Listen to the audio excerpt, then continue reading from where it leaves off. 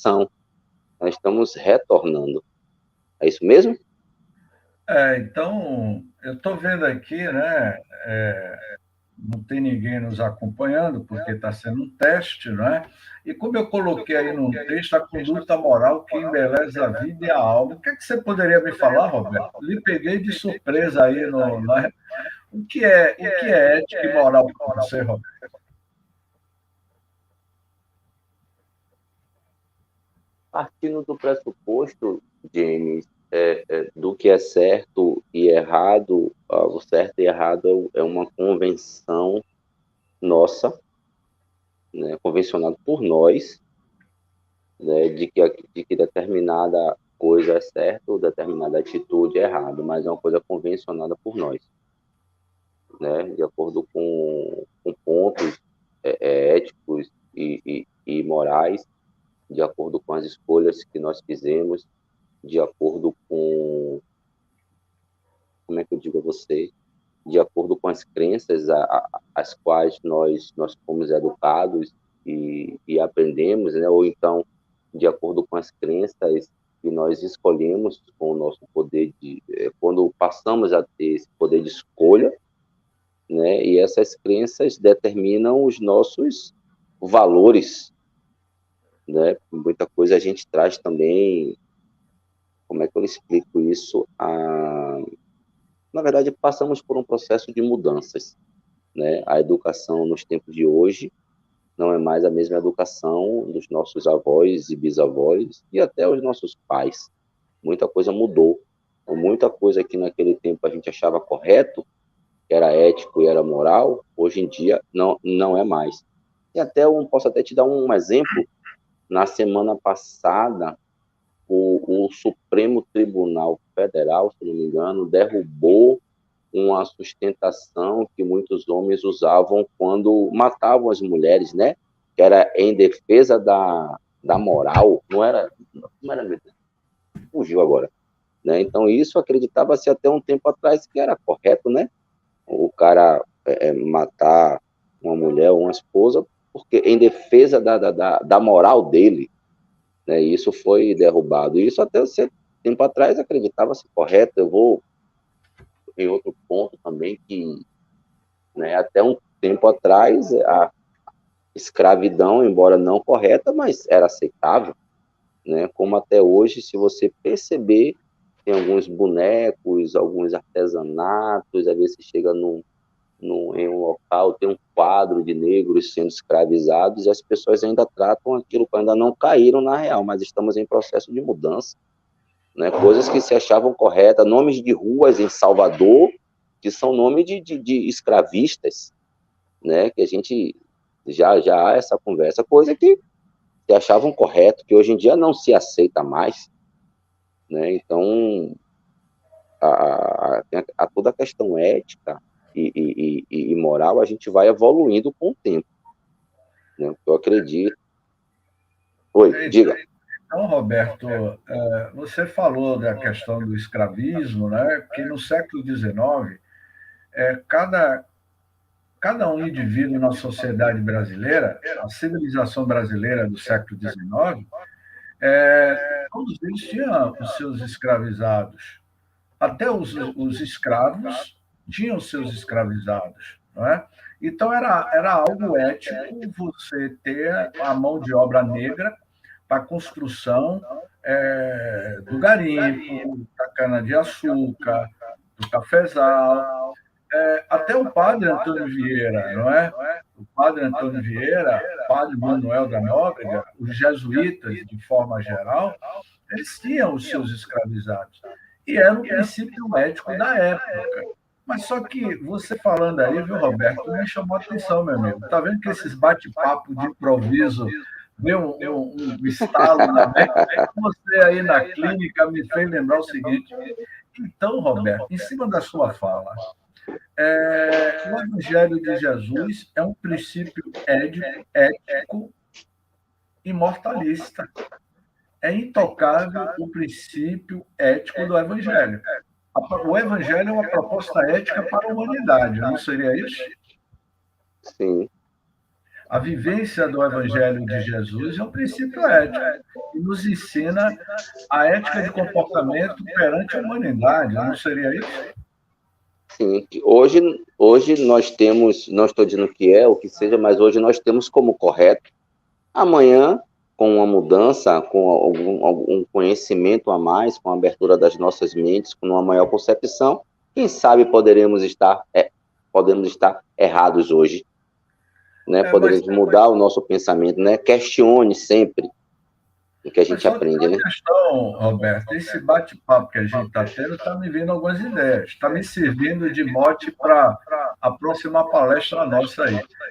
Mas se o evangelho que Jesus apresentou é uma proposta ética, moral para a humanidade, por que ao longo do tempo as pessoas usaram o evangelho de Jesus de forma antiética e como a gente está vendo hoje nos dias atuais?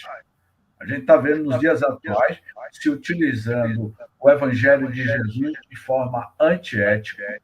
Na época da escravização em território das Américas, o Evangelho, os jesuítas usavam de forma antiética para catequizar os índios, e ao longo do tempo, dos últimos 2000 anos. Então, isso é um paradoxo de que nós não estamos sabendo vivenciar a pura ética do Evangelho do Cristo.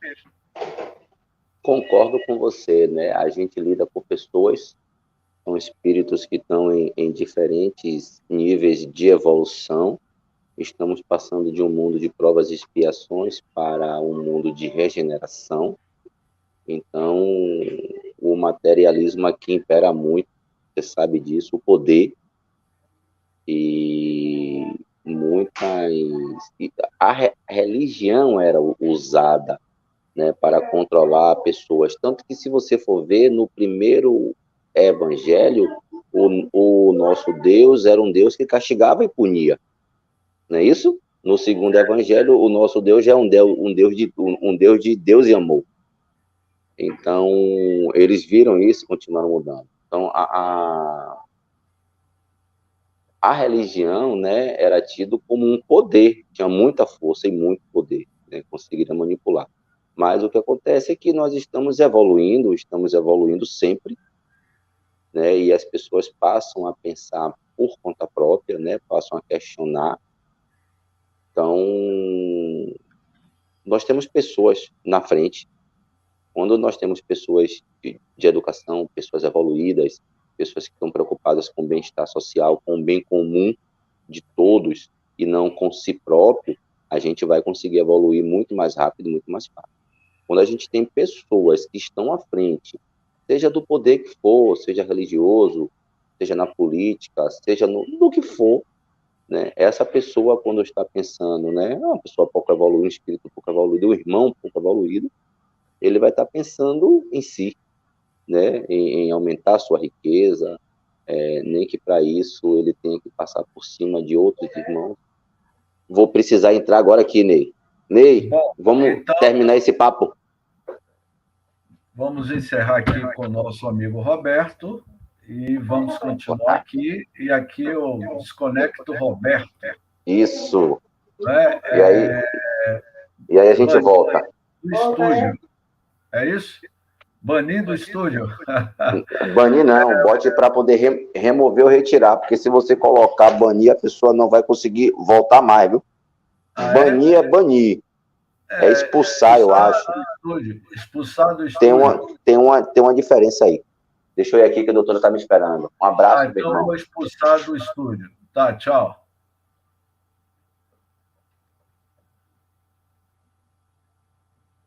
Bom, vamos continuar aqui fazendo um teste desse nosso trabalho, não é?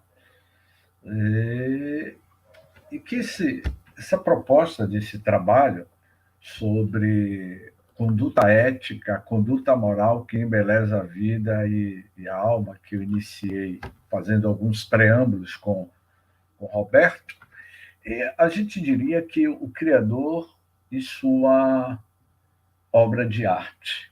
Não é? O que é uma obra de arte? diremos que uma obra de arte é tudo aquilo que promove a harmonia e eleva a consciência. Uma bela obra de arte vai elevar a tua consciência. Então, sabemos que a arte ela está intrínseca com todos os períodos da história da humanidade, desde a pré-história, no homem das cavernas, ele já buscava expressar a sua arte primitiva através das pinturas rupestres, não é? E dentro desta arte falamos sobre comportamentos que nos deixam orgulhosos de sermos humanos, o que nos deixa de fato ser orgulhosos. E a gente tem que olhar a parte benéfica da nossa ética de amor, de gratidão, como, por exemplo, atos cotidianos, a vida cotidiana de cada um de nós, não é? O nosso movimento, o nosso dia a dia. Como você lidar com a sua vida diária? Você acorda cedo, vai a uma padaria comprar um pão e quando você vem atravessando uma rua ou na rua em que você está, você passa por alguém e dá um bom dia. Como vai? Tenha um excelente dia, não é? Você está na sinaleira e tem um senhor de idade, com a idade já avançada, com dificuldade de atravessar. Você ajuda esse senhor? É um ato, é uma ação cotidiana de gratidão, de amor ao próximo, não é? É a forma que você vai se modificando com o seu comportamento da sua vida diária. Atos heróicos. Que tipo de atos heróicos podemos ter? Não é? Esses atos heróicos, não os filmes de Hollywood que mostram aqueles heróis, né? Superman, Homem-Aranha, mas cada um de nós somos um herói na nossa vida, ao longo da sua vida. Você deve ter tido um ato heróico. E isso é uma gratidão, um valor ético-moral do ser humano na sua trajetória de crescimento espiritual, não é? Prazer de servir. Esse prazer de servir é algo que está muito ligado às nossas ações sociais, não é? De servir sempre, sem olhar a quem quer que seja. Servir sempre é estar inserido no mundo de César, vivendo os valores do mundo de César, mas buscando entender que você é um ser em trânsito, é um espírito que é o princípio inteligente do universo, se manifestando nessa consciência que está inserido no corpo físico.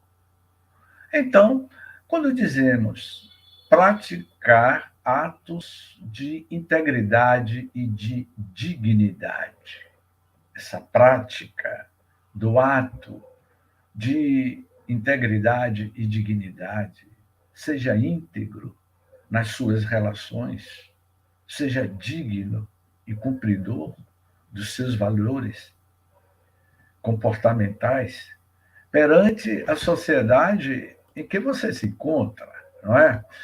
Embeleza o dia a dia com elementos e gestos belos. Como eu falei anteriormente, um bom dia, uma boa tarde.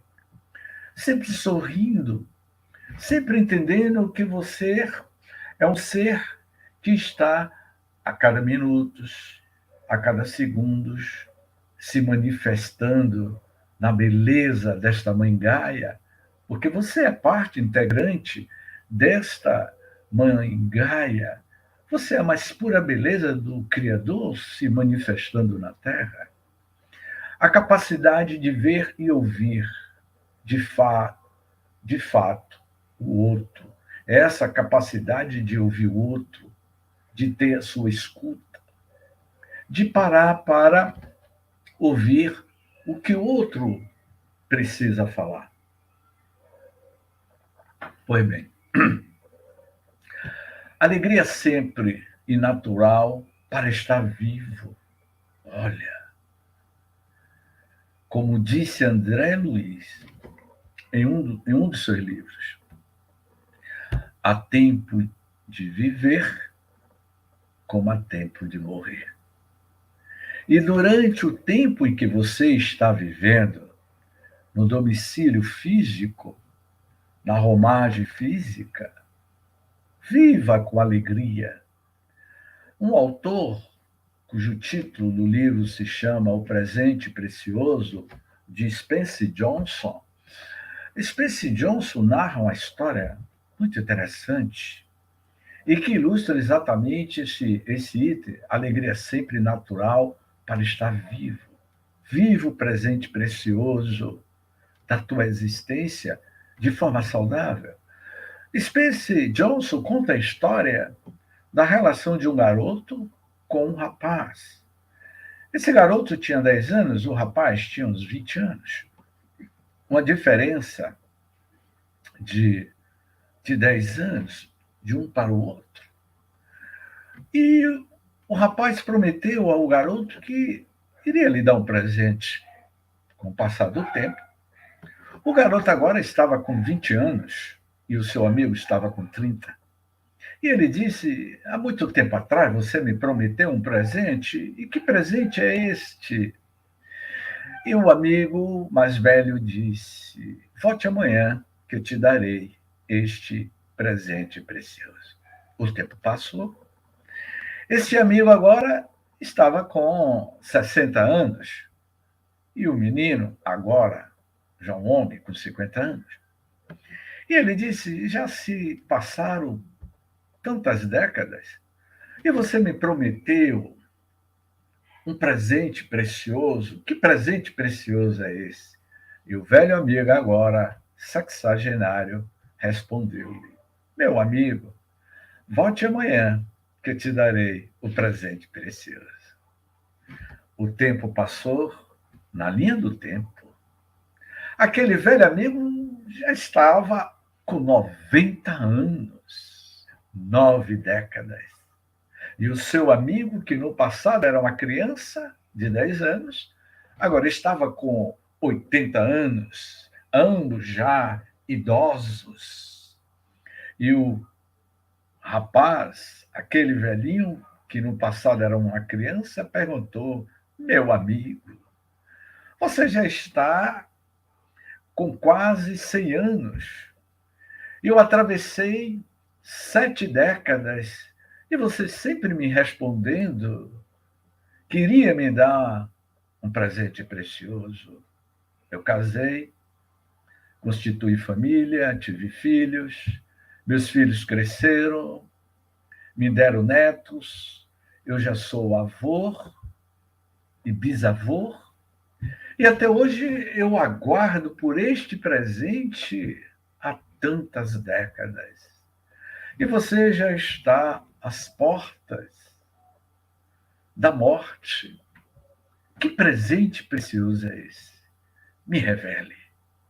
Aí aquele ancião de 90 anos lhe respondeu: meu amigo, o presente precioso é viver o presente. Viva aqui e agora. Alegria sempre natural de estar vivo neste momento em que você está respirando. O grande presente precioso da vida do Criador para com nós é aproveitar de forma intensa e saudável este momento em que você está vivendo. Este é o presente que eu te dou. É de você estar vivo, vivendo esse momento, marcando a sua história, construindo a tua história, construindo o teu legado. Olha que história bonita. do livro de Spencer Johnson. E aí, no outro item, ele diz assim: se alegra verdadeiramente com a vitória do outro? Claro. Se um amigo nosso conseguiu crescer, mudou de empresa, foi para uma empresa melhor, a gente tem que parabenizá-lo, tem que vibrar pela vitória do outro. Se um amigo nosso entrou em uma universidade, a gente tem que vibrar. Eu, pessoalmente, fico muito feliz quando eu vejo a conquista de alguns amigos. Isso é ser grato, a alegria de ser grato. E não tem inveja, absolutamente que não. Essa inveja não faz parte da alegria de viver de forma saudável. Então, quando no outro item a gente diz, estabelece laços afetivos, estabeleça laços de afetividade. Esse fortalecimento dos nossos laços de afetividade é a construção do que é mais belo no mundo íntimo seu. Você é um ser que é planificado de valores éticos. Mas, James, eu sou um pobre de espírito, eu tenho problemas. E eu tenho os meus defeitos. É evidente que todos nós temos defeitos. Ninguém é perfeito. Se fôssemos perfeitos, certamente não estaríamos neste planeta, nesta jornada, em busca de uma nova proposta de mudança para o nosso mundo íntimo. O planeta Terra, o orbe terrestre, é um planeta, é uma oficina de burilamento ético-moral de toda a raça humana. Todos nós somos espíritos ainda em trânsito na romagem física, buscando a sua espiritualização, buscando o seu mundo das bem-aventuranças. Portanto, é o que nós dizemos nesses comportamentos, não é? Sobriedade diante das dificuldades, serenidade diante das dificuldades. A gente tem que ter essa sobriedade. Aceitação e protagonismo. O que vem a ser essa aceitação e ser protagonista de determinada situação em que você já se encontrou na tua vida, ou que você poderá ser um protagonista de qualquer situação na sua vida diária, na sua relação familiar, com os amigos, não é? Eu me lembro de um fato que aconteceu com um colega, eu estava com ele no carro, e chovia muito aqui em Salvador, caía um temporal muito grande, e nós estávamos em uma rua, e tinha um carro à nossa frente, na direção, uma senhora, ela estava tendo dificuldade de manobrar o carro, porque tinha um tronco de madeira impedindo para que ela fizesse essa manobra.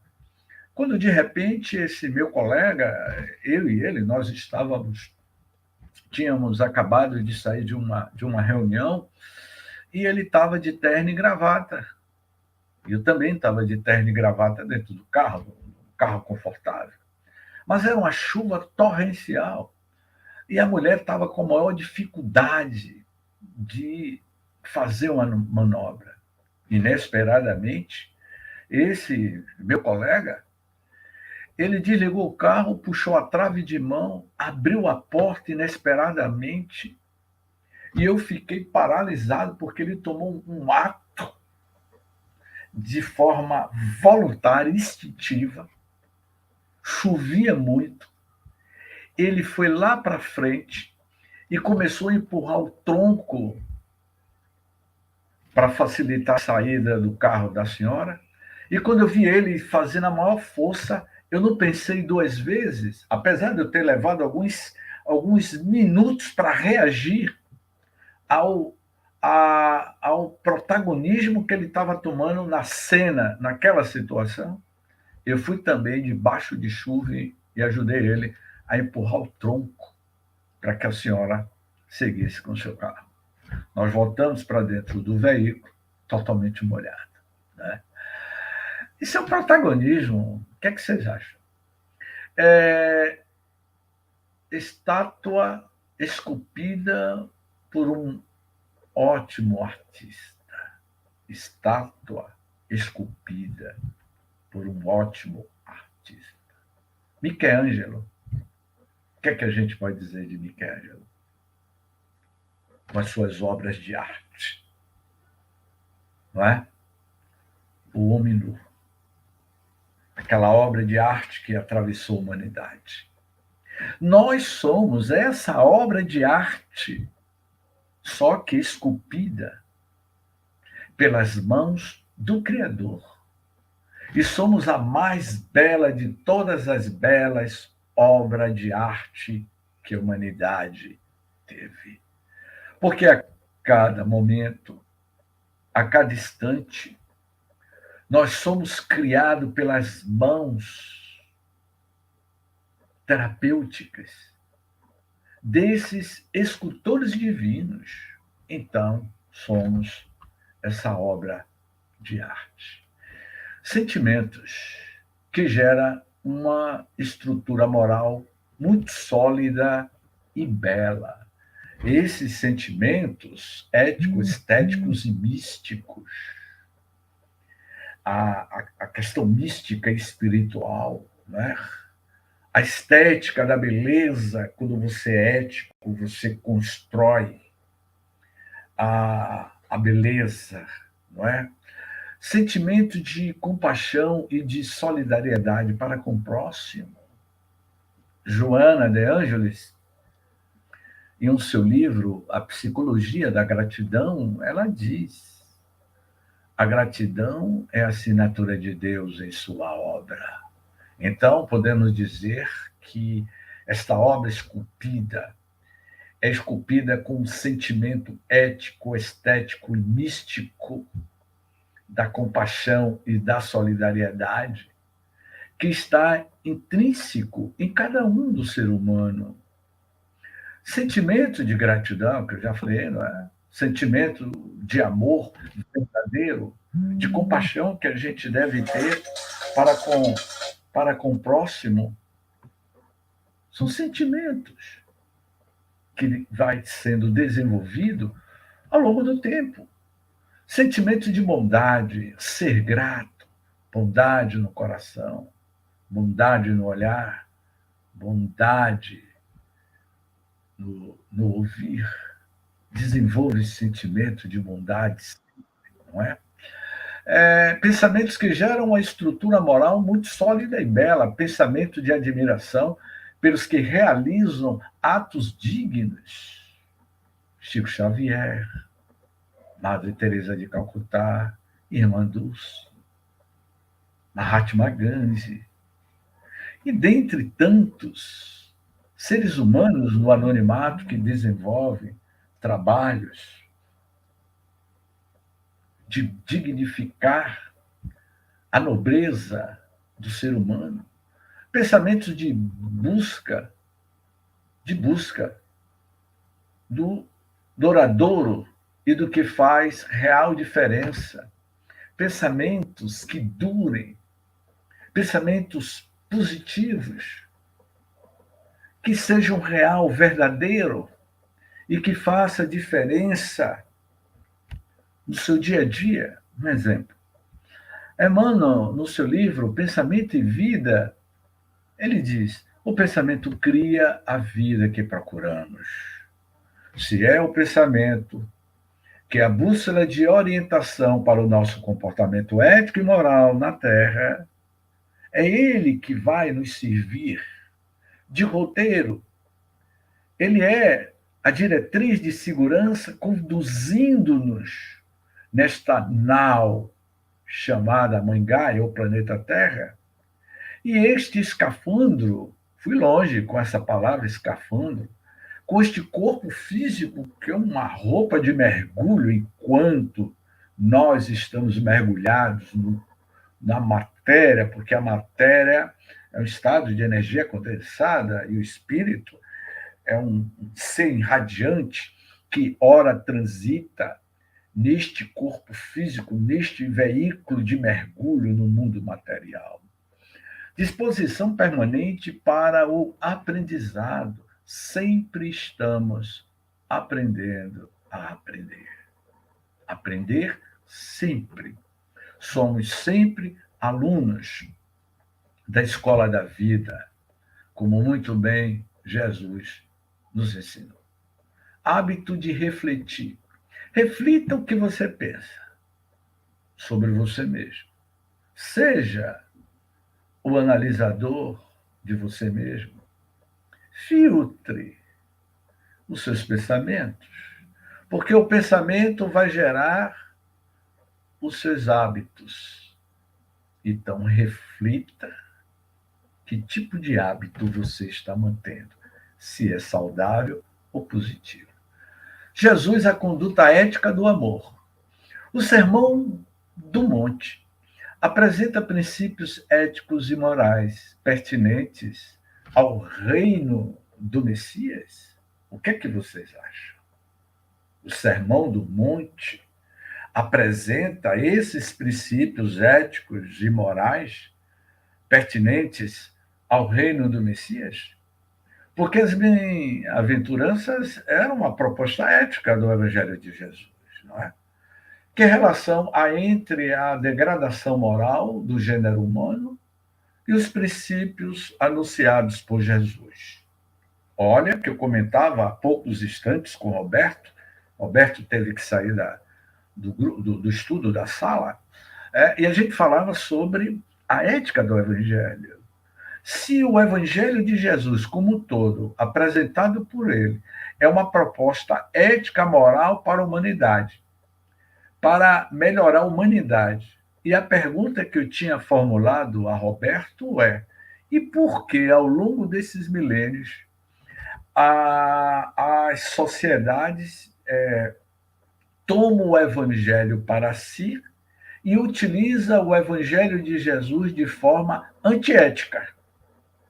Porque o evangelho, a visão cósmica do Cristo, é uma visão holística, é uma visão universal e espiritual.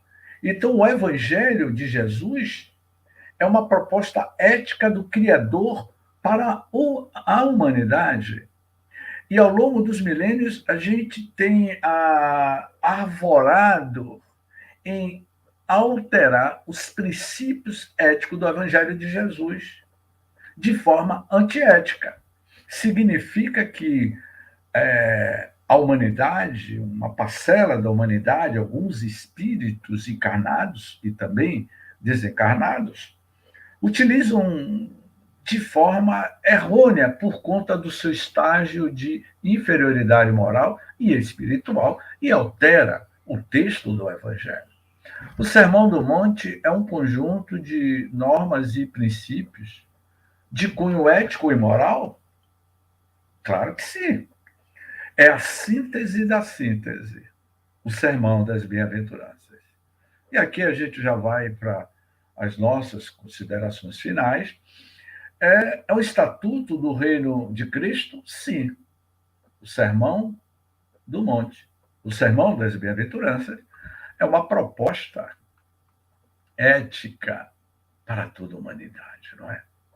Então, encerrando, dizemos, não é? Ele era transparente. Jesus apareceu entre Elias e Moisés no Monte Tabor. Ali, eles viram a aparência de Jesus mudar. O seu rosto ficou brilhante como o sol, e suas roupas ficaram brancas como a luz.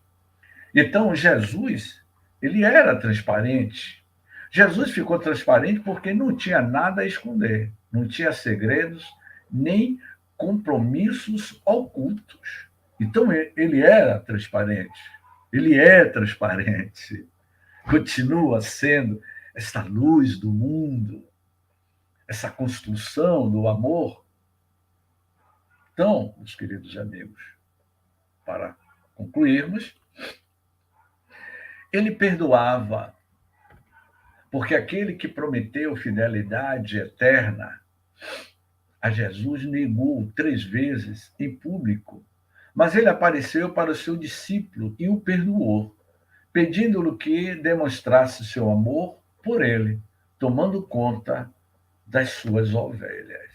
Então, Jesus perdoava de forma incondicional. Vamos ver mais adiante. Crie com a sua imaginação o seu referencial do homem de bem. Use a sua imaginação. Você perdoou aqui eu já falei, né? E aqui a gente já vai encerrando os nossos estudos, concluindo, dizendo, né? Aqui é outra história que depois aliás, eu posso até contar, né? Não sei se aqui vai dar tempo. E que eu deixo para contar em outro momento. Mas, desde já, fica aqui a nossa mensagem desse teste, estudo que nós fizemos aqui com o Roberto e que iniciamos o bate-papo de forma descontraída e começamos a falar sobre a conduta moral que embeleza a vida e a alma, né? Essa conduta moral, como dizia Pietro Baldi. Pietro Baldi escreveu um livro, Princípios de uma Nova Ética. Este princípio de uma nova ética é a ética do amor, a ética da solidariedade, a ética da compaixão. Gratidão a todos, muita paz, que o Mestre Jesus nos abençoe.